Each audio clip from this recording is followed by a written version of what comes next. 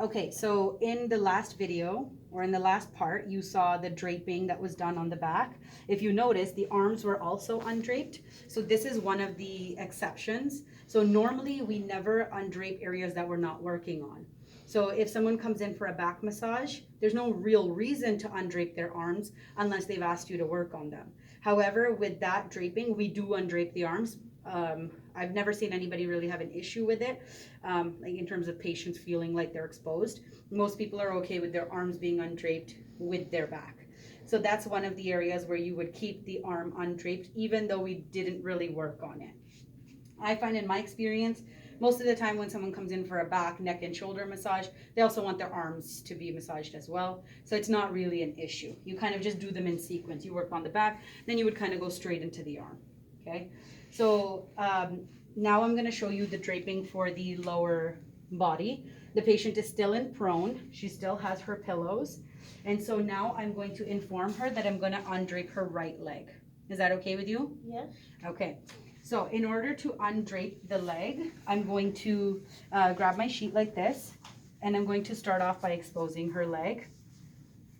As I expose, I'm going to tuck the sheet here into her underwear.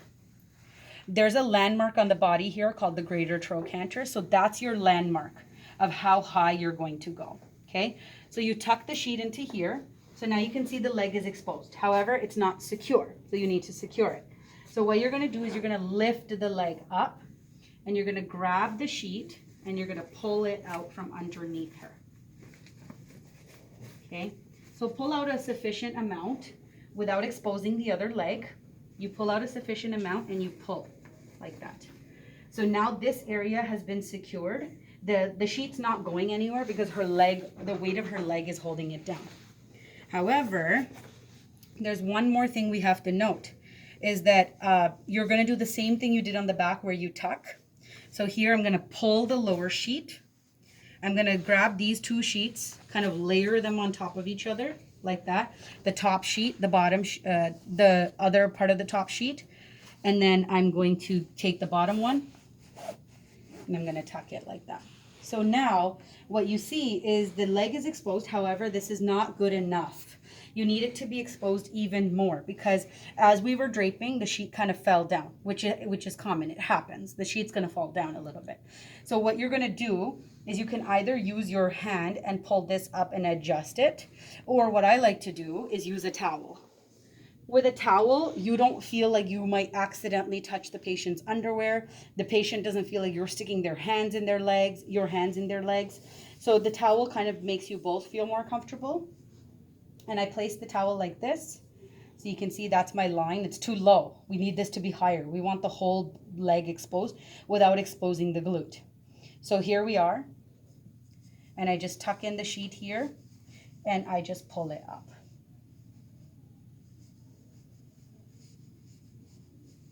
So now her whole hamstring muscle is exposed without exposing any part of the glute. Everything is secure. Do you feel secure? Yeah. So she feels secure. And now we can work on the leg. Okay. Now, if you have a scenario where the patient wants you to work on their glutes, you might have patients who come in and they're not wearing underwear. To be honest, that helps. When they don't wear underwear, it makes it easier for you because you don't have to worry about tucking into their underwear and exposing their underwear.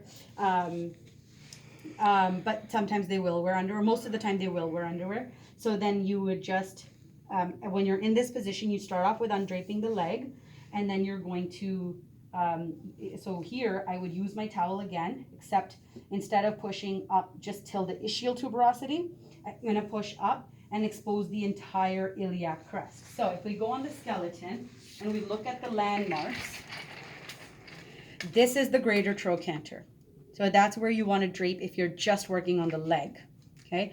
This is the ischial tuberosity. So between those, you work on the leg, okay? Now, if you want to work on the glute, you're going to undrape to this whole crest area, iliac crest, okay? Or the other guideline is enough exposure that you can work on the glutes, okay?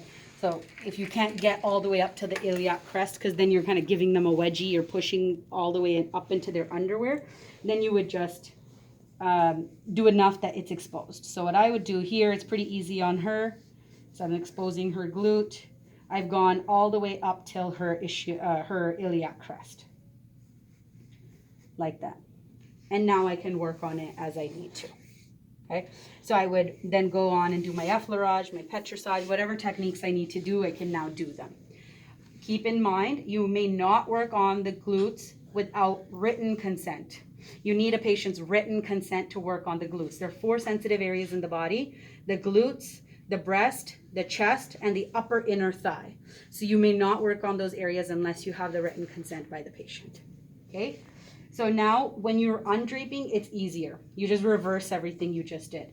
So I would start off with pulling the towel back out. Towel got pulled out, and I take it out, put it on the side. I don't need it anymore. I would tuck these sheets out because they were tucked in.